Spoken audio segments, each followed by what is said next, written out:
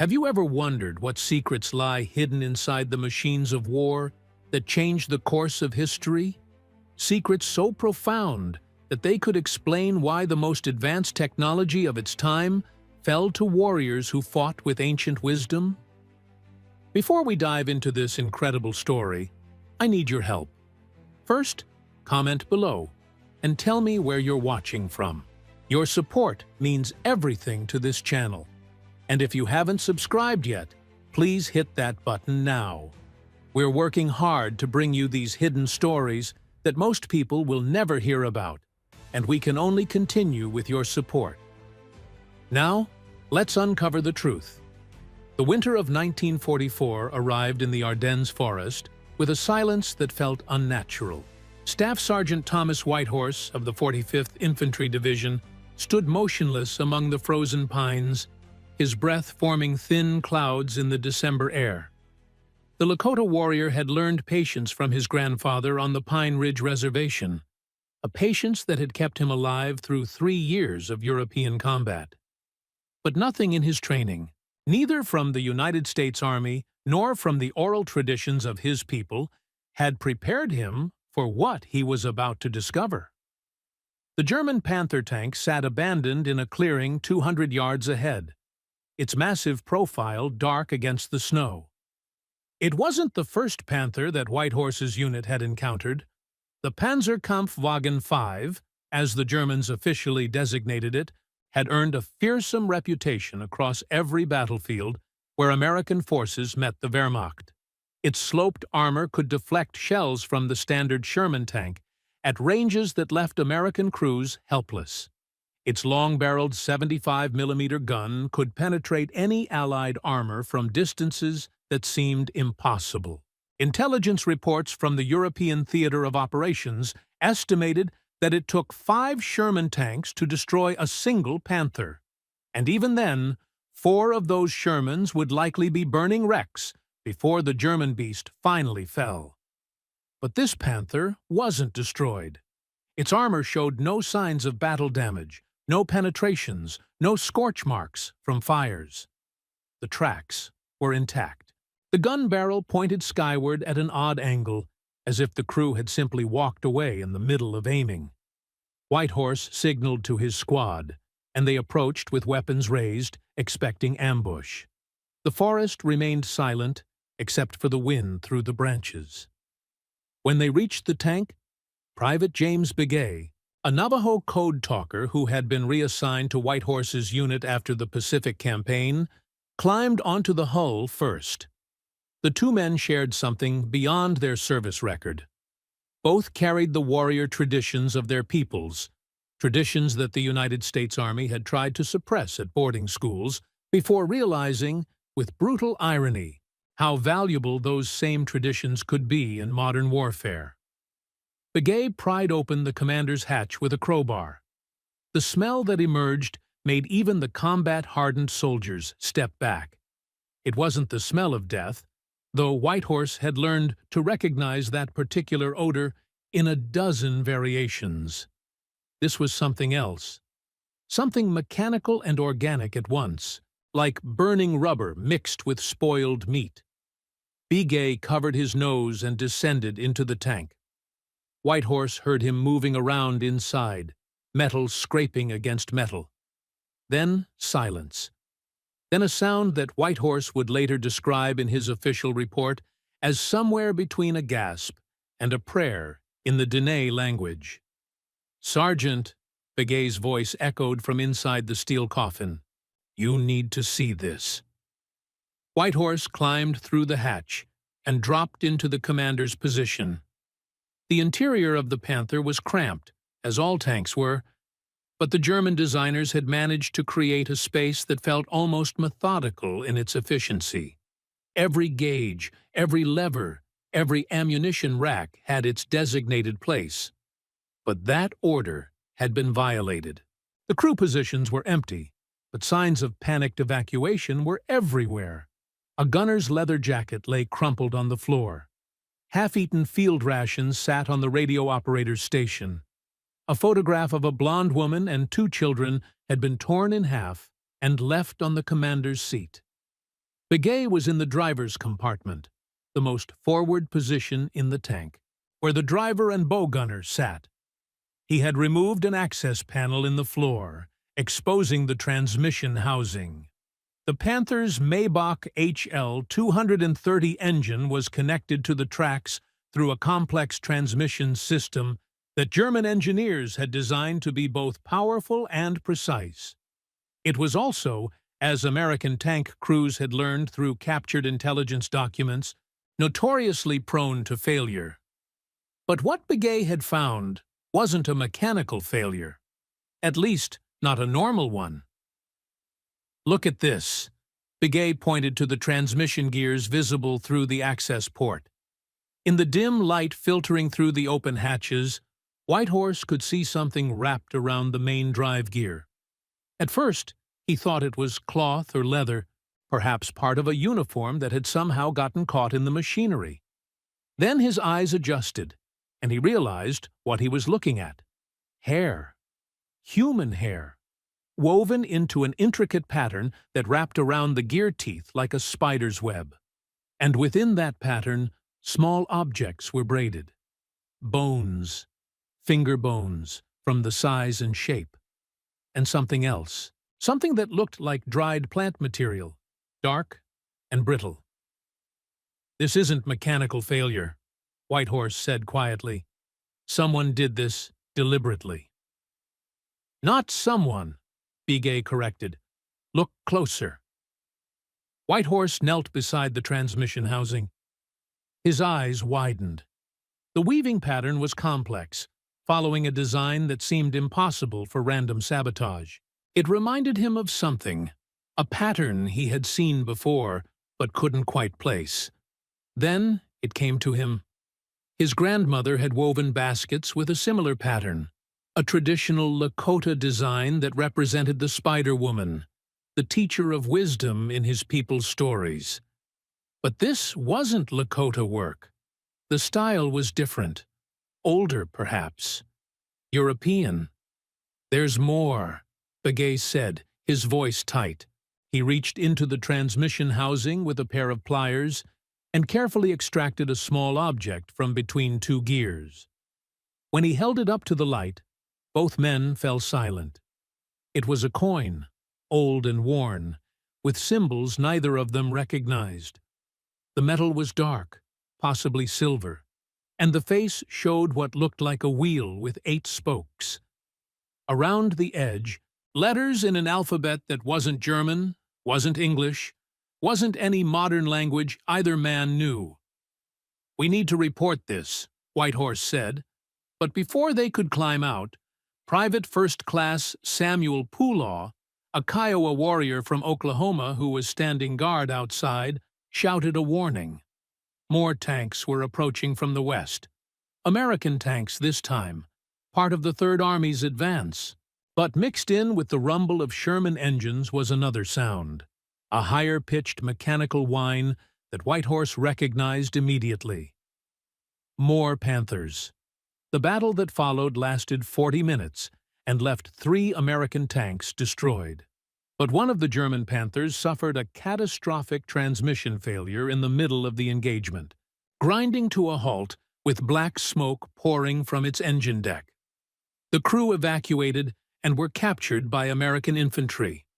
Under interrogation, the commander, an Oberleutnant named Klaus Weber, told a story that the intelligence officers initially dismissed as combat stress or deliberate misinformation. Weber claimed that his crew had started experiencing strange mechanical problems 3 weeks earlier, shortly after occupying a village in eastern Belgium called Rochefort. The problems weren't normal wear and tear. The tank would operate perfectly for hours, then suddenly lose all power to the transmission, the gears grinding and locking as if something was blocking them. Mechanics would inspect the system and find nothing wrong. The tank would work again, then fail again. The pattern repeated with increasing frequency. Other German tank units reported similar problems. Panthers that should have been mechanically sound suddenly developed transmission failures at critical moments. The pattern was widespread enough that some German commanders began to suspect sabotage, but security sweeps of maintenance areas found nothing. The mechanics were loyal Wehrmacht personnel who had worked on these tanks for months without issue. There was no evidence of partisan activity in the rear areas where the maintenance was performed. Then the nightmares started. Weber described them in precise detail, as if they had been burned into his memory. Dreams of being trapped inside the tank while invisible hands reached through the armor and pulled at the controls. Dreams of transmission gears that had teeth like mouths, grinding and chewing. Dreams of voices speaking in languages he couldn't understand, but which filled him with a dread so profound that he would wake up screaming. His crew reported the same dreams, identical dreams, night after night. The driver, a veteran Panzer soldier named Heinrich Zimmermann, became so terrified of sleeping that he began taking amphetamines to stay awake. The loader, a young conscript from Bavaria, was found one morning outside the tank, naked in the snow, weeping and speaking in a dialect so old that none of the other soldiers could understand him. He claimed that the tank was cursed, that something old and angry had been awakened. The intelligence officers typed up Weber's statement and filed it under psychological effects of combat stress. But they also forwarded a copy to a special unit that had been operating in the European theater since 1943, a unit that most soldiers didn't know existed. The code name for this unit was Ahnenerbe Response Team, and its mission was classified at a level that even most generals didn't have clearance to know about. Sergeant Whitehorse learned about this unit 3 days after finding the first compromised Panther. He and Begay were ordered to report to a farmhouse 5 miles behind the front lines, where they met a man who introduced himself only as Captain Morrison. He wore the uniform of the United States Army, but there were no unit insignia, no service ribbons, nothing that would identify which division or corps he belonged to.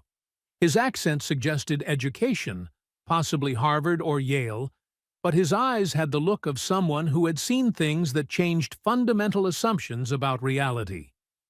"Sergeant Whitehorse, Private Begay," Morrison said, spreading a map across a makeshift table.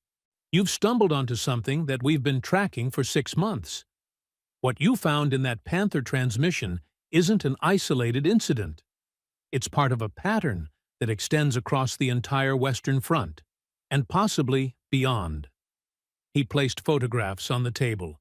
Each showed similar discoveries.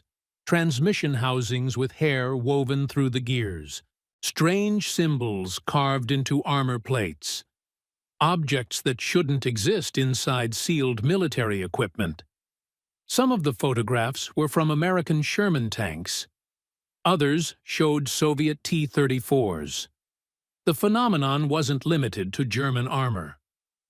"What we're dealing with," Morrison continued, "is a form of warfare that predates modern armies. The Germans know about it because they've been researching it since the 1930s through an organization called the Ahnenerbe, which translates roughly as ancestral heritage. It was originally founded to prove Nazi racial theories about Aryan superiority, but they discovered something else in their archaeological excavations. Something older, something that responds to human intention in ways we don't fully understand." Begay spoke up, his voice careful. "Are you talking about what some people call magic?" Morrison's expression didn't change. "I'm talking about documented effects that current scientific models can't explain. Effects that become more pronounced in areas where human suffering reaches extreme levels. Battlefields? In other words, the Germans tried to weaponize these effects through their Ahnenerbe research. They failed, mostly because the effects can't be controlled in any conventional sense, but they can be influenced, and someone or some group has been influencing them to target German armor specifically." "The Native American code talkers," Whitehorse said suddenly, understanding flooding through him. That's why you're talking to us." Morrison nodded. "Your peoples have traditions of what you might call spiritual warfare. Ceremonies and practices that affect outcomes in ways that modern military doctrine doesn't acknowledge. We've noticed that German tank failures occur with much higher frequency in sectors where Native American soldiers are present. Not just code talkers, but regular infantry, support personnel, anyone from tribal backgrounds. The initial statistical correlation seems coincidental until you examine the data in detail. We have reports from 17 different armor engagements where German Panthers experienced catastrophic transmission failures. In 15 of those engagements, Native American soldiers were present within a 5-mile radius. The probability of that being random is 0.003%. Whitehorse felt a chill that had nothing to do with the December cold. "You're saying that we're somehow causing this? That our presence is breaking their tanks?" "Not consciously," Morrison said. "But there's something about the warrior traditions carried by native soldiers, something in the ceremonies and prayers and old ways that seems to interact with whatever the Ahnenerbe awakened. The Germans call it the Urgrund, the primal ground. Ancient Europeans had their own traditions, their own spiritual warriors. The Ahnenerbe dug too deep trying to find them, and they found something that doesn't distinguish between German and Allied. It responds to intention, to will, to the kind of focused purpose that warriors develop." Bege leaned forward. "I was taught by my grandfather about the enemy way ceremony. It's performed for warriors returning from battle, to restore balance and harmony. He told me stories about the old days, before the long walk, when Navajo warriors would perform ceremonies before battle that would confuse and weaken their enemies. Not through any physical means, but through walking in beauty, through aligning themselves with forces that most white men don't believe exist." "Exactly," Morrison said. "And you're not the only one. We've documented similar phenomena with other indigenous soldiers. Maori troops in the British 8th Army reported that German tanks would misfire or jam their turrets when Maori warriors performed the haka before battle. Finnish soldiers using old runic charms from Karelian tradition found that Soviet armor experienced unusual mechanical problems. The modern world tried to forget these things, but war has a way of remembering everything." He pulled out another folder, this one marked with red classification stamps. "What I'm about to show you is known to fewer than 20 people in the entire Allied command structure. In March of 1944, the Ahnenerbe sent an expedition to a location in the Black Forest of Germany. They were searching for a site mentioned in medieval grimoires, a place where ancient Germanic tribes supposedly performed rituals to bind spirits into objects, specifically into weapons and armor. The expedition found something. We know this because British intelligence intercepted communications between the Ahnenerbe headquarters in Berlin and their field team. The messages were heavily encoded, but our cryptographers broke enough of it to understand the basic content. Morrison spread out several decoded telegrams. The text was fragmentary, but certain words stood out. Transmission successful. Binding achieved. 7 vessels prepared. Autonomous operation confirmed. We believe, Morrison continued, that the Ahnenerbe attempted to bind some kind of spiritual entity or force into selected Panther tanks. The goal was to create armor that would be protected by something beyond steel and engineering. They succeeded, partially, but the binding wasn't stable. Whatever they put into those tanks didn't want to be there, and when Native American soldiers with their own spiritual traditions came near, the binding weakened. The thing inside started fighting back, destroying the very machines it was supposed to protect. Whitehorse thought about the hair woven through the transmission gears, the finger bones, the ancient coin. What you're describing sounds like the stories my grandmother told about skinwalkers, witches who bind themselves to animal forms and go mad with the power.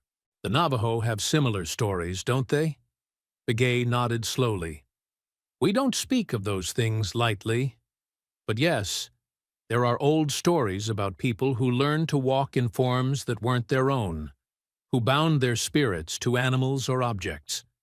It always ended badly. The binding corrupts both the person and the thing they bind to. What you're describing, if the Germans really did this, they would have needed material components, personal items from people, parts of their bodies. Hair, Whitehorse said. And bones. Morrison's expression was grim. The Aninurbi had access to concentration camps, unlimited access to human remains.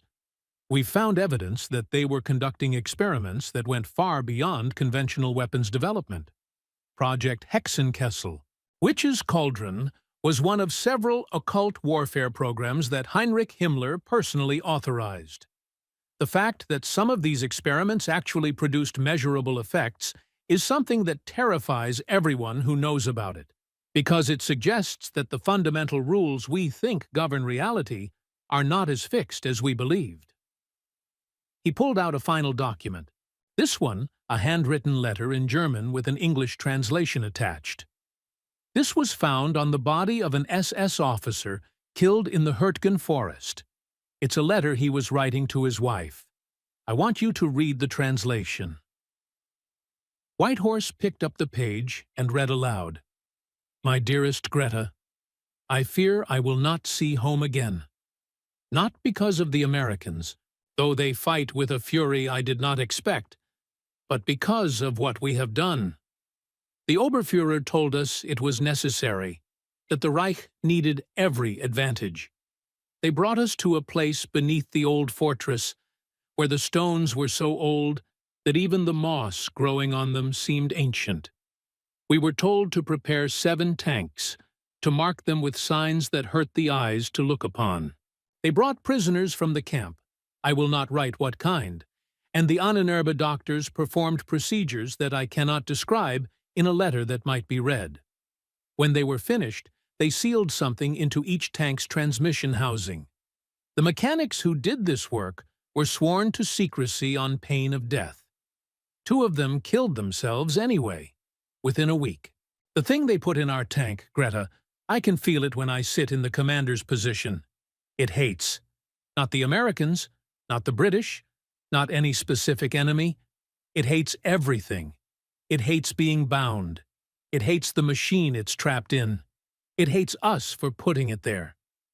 Some nights I can hear it screaming through the steel. The sound doesn't come through my ears, but through my bones. Werner, our driver, has started talking to it. He whispers to the transmission during maintenance, trying to calm it, trying to make promises. But you cannot bargain with something that has been tortured into existence. I know this now. Whatever the Ahnenerbe awakened, it is not a weapon. It is a curse upon whoever uses it. If I do not return, tell the children that their father died, trying to fix a terrible mistake. Tell them to never trust anyone who promises power through darkness. Some doors should remain closed, my love. We opened one that should have stayed locked forever. The farmhouse was silent after Whitehorse finished reading.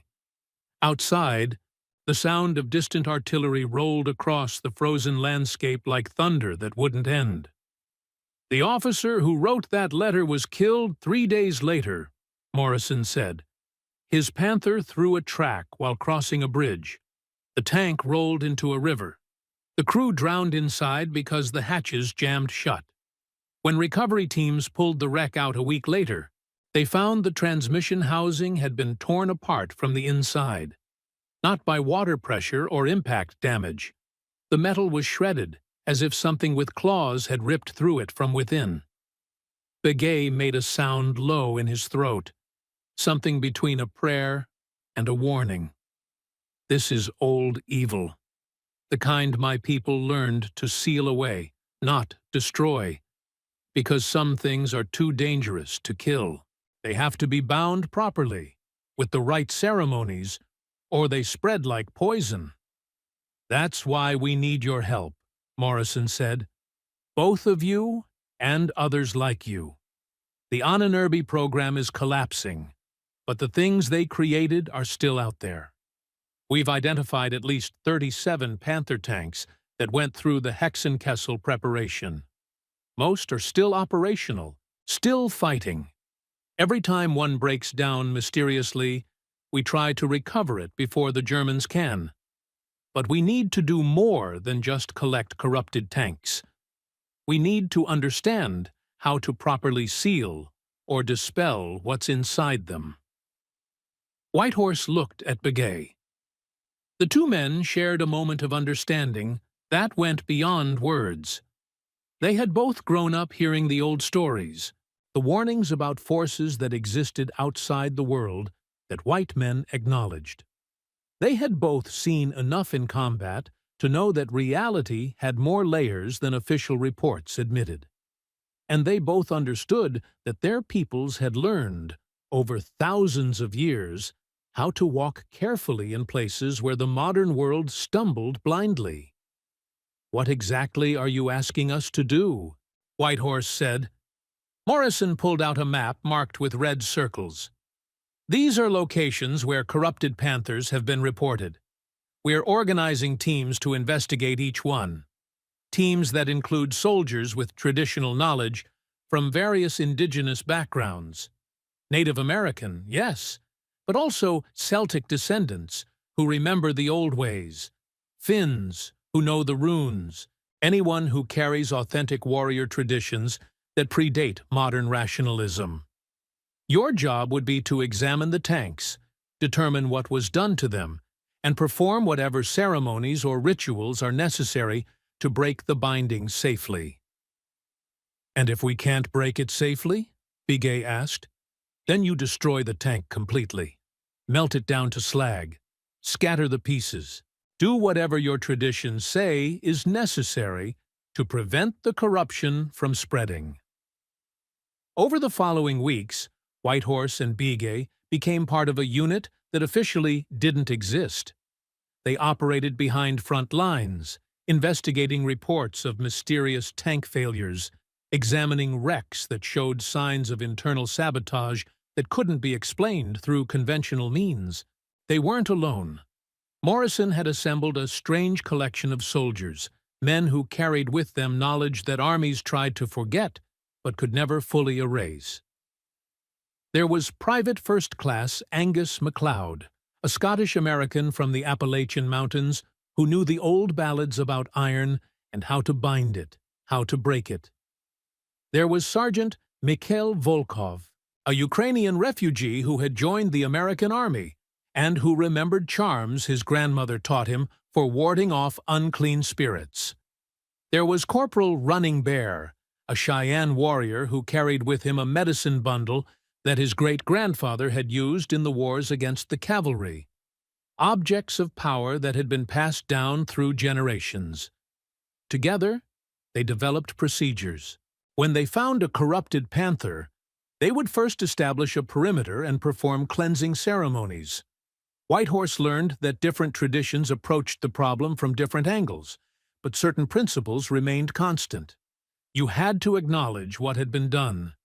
You had to speak to the bound thing with respect, even if it was twisted and hateful, because it had once been human, or at least had been made from human suffering. You had to offer it release, not as a favor, but as a restoration of natural order. The ceremonies were exhausting in ways that combat never was. Fighting an enemy you could see, whose weapons followed predictable physics, that was manageable.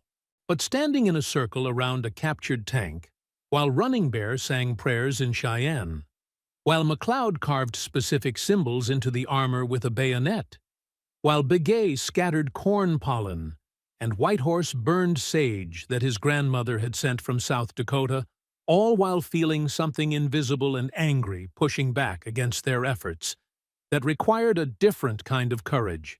Not every ceremony succeeded. In January of 1945, they attempted to cleanse a Panther that had been abandoned near the German town of Bastogne. The tank had been reported by American infantry as making sounds at night, mechanical grinding mixed with what soldiers swore were human screams. When White Horse's team arrived, they found the tank surrounded by dead birds, dozens of them, frozen in the snow, in a perfect circle around the vehicle. They began the ceremony, as they always did, with prayers and offerings. But this time, something was different. The air around the tank grew oppressively heavy, like breathing through wet wool. The temperature dropped so rapidly that frost formed on their uniforms within seconds. And when Running Bear began his chant, his voice changed mid-word, becoming something else, someone else. Words in a language none of them recognized, but which carried a weight of ancient rage. McLeod grabbed Running Bear's shoulders, trying to ground him, but the Cheyenne warrior's eyes had rolled back to White's. His mouth moved, but the voice coming out wasn't his own. It was multiple voices, overlapping, men and women and children, all speaking in unison, all demanding release, all threatening vengeance if release was not granted. "We have to stop!" Volkov shouted over the rising wind that had appeared from nowhere. "This one is too strong. We need to fall back and call for backup." But Begay stepped forward instead, pulling from his pack a small leather pouch that he had never shown the others before. "My grandfather gave me this before I shipped out. He made me promise to only use it in the most desperate circumstances. He said it contained the final binding, the one that the holy people taught our ancestors when the monsters walked the earth. He said it would work once, and only once, and that using it would cost something." "Cost what?" Whitehorse demanded. "He didn't say, but I think we're about to find out." Begay opened the pouch and poured the contents into his palm. It looked like ordinary sand, but in the fading winter light, it seemed to shimmer with colors that shouldn't exist, purples and greens that hurt to look at directly.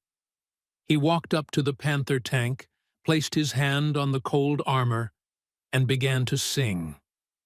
The song was old, older than the Long Walk, older than the Spanish conquest, perhaps older than the pueblos themselves. It was the kind of song that carried the weight of the earth in it, the patient strength of stone, and the unstoppable inevitability of wind and water. The thing inside the tank screamed, not through Running Bear anymore, but through the metal itself. The armor rang like a bell struck by an invisible hammer. The sound was so loud that Whitehorse felt his teeth vibrate, felt his bones humming in sympathy with whatever frequency the tank was producing. The dead birds around them began to rise, lifted by some force that had nothing to do with wind, spinning in a vortex around the tank. Begay kept singing. Blood began to run from his nose, then from his ears, but his voice never wavered. He spread the shimmering sand across the tank's hull, tracing patterns that seemed to write themselves, his hand moving as if guided by something beyond conscious control. The patterns glowed, actually glowed, with a light that was somehow darker than the surrounding darkness. And then, with a sound like 1,000 windows shattering at once, something broke. The tank shuddered. The screaming stopped. The birds fell back to the snow, dead again, or perhaps dead for the first time. Running Bear collapsed, gasping, his eyes returning to normal.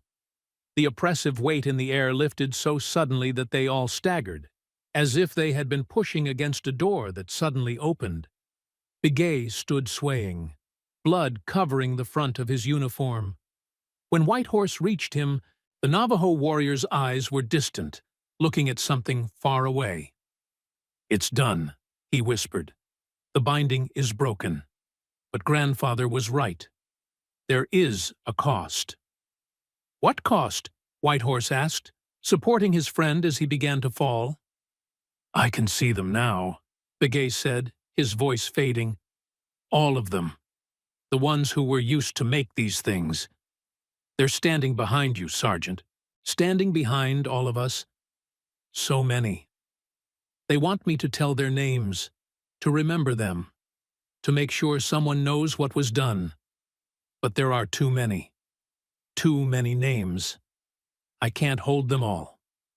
They evacuated Begay to a field hospital where doctors diagnosed him with severe hemorrhaging and exhaustion, but couldn't explain the cause. He survived, but was never quite the same. He could still function, could still serve, but something had changed behind his eyes. He spoke less, listened more, as if constantly hearing voices that no one else could detect. The Panther tank they had cleansed was towed away and destroyed according to Morrison's orders. But before they melted it down, a team of technicians examined the transmission housing. They found it empty. No hair, no bones, no ancient coins. Whatever had been there was gone, dispersed or released, or transformed into something that left no physical trace. Only scorch marks remained on the internal gears, patterns that looked unsettlingly like handprints, as if dozens of people had pressed their burning palms against the metal from the inside. Morrison's unit continued their work throughout the winter and into the spring of 1945. They cleansed 17 more corrupted Panthers. Each ceremony took its toll.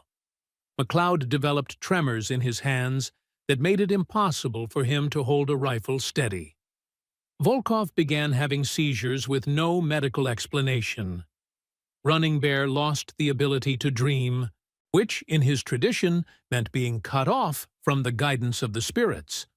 And Whitehorse found that he could no longer return to certain places in his own memories, as if parts of his past had been sealed away to make room for the terrible things he now knew. But they kept working because the alternative was worse. Every corrupted tank they left untouched was a weapon that would kill Allied soldiers. Yes, but it was also a wound in the fabric of reality, a place where something unnatural had been forced into existence through torture and suffering. Leaving such things in the world would be like leaving grenades among children.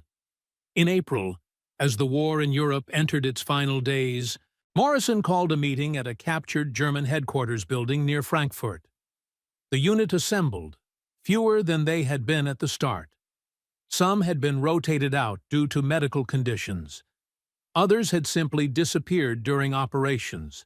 Their bodies never recovered. Circumstances of death officially listed as combat-related, but privately acknowledged as something stranger. "The Ahnenerbe leadership has been captured or killed," Morrison announced. "Their facilities are being secured by Allied forces. We've recovered documents that detail the full extent of Project Hexenkessel, and it's worse than we thought.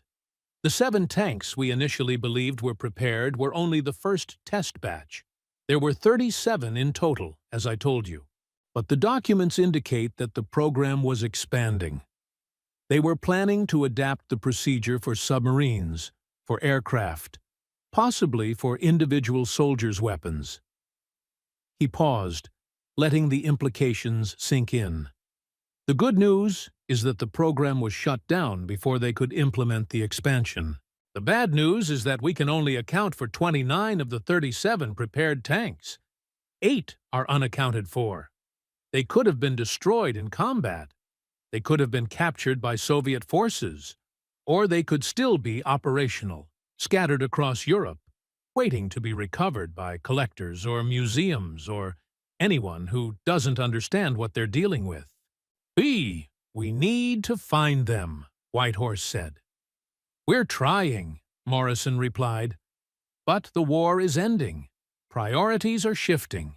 The military doesn't want to acknowledge that any of this happened, because acknowledging it means admitting that the rules of reality are different than what we tell soldiers. It means admitting that there are forms of warfare that can't be countered with conventional weapons or tactics. That kind of admission would undermine the entire modern military structure. "So what happens to us?" McLeod asked. "To this unit?" "Officially, you were all detached service, investigating equipment failures. Your records will show nothing unusual. You'll be reassigned to regular units or discharged with honors and sent home. This conversation never happened. This unit never existed." "And the 8 missing tanks?" Morrison looked at each of them in turn, his expression unreadable. "I've been authorized to tell you that the search will continue, through channels that don't officially exist, using methods that won't appear in any military manual. Some of you will be contacted after discharge if we need your expertise. That contact will come in ways that won't be traceable. A letter that mentions your grandmother is sick, and you should visit a specific hospital. A telephone call about an inheritance from a relative you never knew you had. The messages will be coded, but clear to anyone who understands what we did here." The meeting ended with no ceremony, no acknowledgement of what they had accomplished or survived. The soldiers filed out into the spring sunshine, blinking like men emerging from caves. Germany was blooming with apple blossoms and wildflowers, innocent and beautiful, as if the darkness they had fought against had never existed. Whitehorse returned to the United States in July of 1945, after the surrender was signed and the occupation duty distributed. He went back to Pine Ridge Reservation in South Dakota, where his grandmother was waiting for him on the porch of the small house where he had grown up. She looked at him once, saw something in his eyes that made her nod slowly, and said only, "You walked in dark places, but you walked with honor. The ancestors know." He tried to return to normal life, working as a mechanic in Rapid City, attending powwows, reconnecting with his community. But normal seemed like a word from another language, describing a world he no longer fully inhabited. At night, he dreamed of transmission gears grinding, of voices screaming in languages he didn't know but somehow understood. He dreamed of hands reaching through steel, trying to grasp something they could never hold. 3 years after his discharge, in 1948, Whitehorse received a letter. It came in an envelope with no return address, postmarked from Washington, but showing signs of having traveled through multiple hands before reaching him. The message was brief.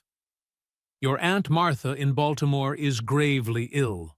She requests your presence at Johns Hopkins Hospital, Ward 17, Thursday at 2 p.m. Please come alone." Whitehorse had no Aunt Martha.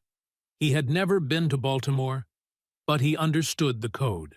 He bought a train ticket and made the journey east, watching the country roll past his window, farmland and cities and forests that seemed peaceful and ignorant of the shadows that moved beneath the surface of the world. Ward 17 at Johns Hopkins Hospital didn't exist, at least not on any official floor plan. But when Whitehorse asked the right questions of the right nurse, he was directed to a service elevator that descended to a basement level marked only with the letter Z. Morrison was waiting for him there, looking older than their 3 years apart should have made him. "Thank you for coming, Sergeant," Morrison said, leading him down a corridor lined with doors that had no windows. "I know civilian life must have been calling you away from all this." "Civilian life is a comfortable lie," Whitehorse replied. "We both know that. Why am I here?" Morrison stopped at a door marked with symbols that Whitehorse recognized from their ceremonies in Germany. "We found one of the missing 8, a Panther that was captured by a British unit in the final days of the war, transported to England for technical evaluation, and then sold as surplus to a private collector in Texas. The collector is a wealthy oil man who displays it at his ranch as a trophy. He's been showing it off at county fairs, letting children climb on it, using it for publicity photographs. "And let me guess," Whitehorse said. "Strange things have been happening around it." The collector's son disappeared 3 months ago, vanished from the ranch without a trace. Search parties found nothing. Then the ranch foreman's daughter started having nightmares, describing voices coming from the barn where the tank is stored. Voices speaking in a language that sounds like German, but twisted, wrong. Livestock are dying. Not from disease or predators, but simply dying, as if something is draining the life from them. Morrison opened the door. Inside was a small room containing a single object on a table under bright lights. It was a transmission gear extracted from a Panther tank, with hair still woven through the teeth and small bones embedded in the metal. "This is from the Texas tank. We managed to convince the collector to let us do maintenance on it. Said we were museum specialists. When our team opened the transmission housing, they found this. And they found something else." He pulled out a folder containing photographs. The first showed the interior of the transmission housing covered in scratches, as if someone had been trying to claw their way out. But the scratches formed patterns, deliberate designs that Whitehorse recognized from his studies with Morrison's unit. They were words, names, hundreds of them, carved from the inside with what must have been fingernails or bone fragments. The names of the dead, the ones whose suffering had been bound into the machine. "The team that examined this," Morrison said quietly, "they reported hearing voices, not through their ears, but inside their heads. The voices knew things about them, personal things, family secrets, fears they'd never told anyone. One of the technicians killed himself 2 days after the examination. Left a note saying he couldn't stand hearing his mother's voice anymore, asking why he let her die alone when he was overseas." Whitehorse felt a familiar coldness settling into his chest, the same feeling he'd had standing before corrupted tanks in Germany. "You want me to go to Texas, to cleanse this one.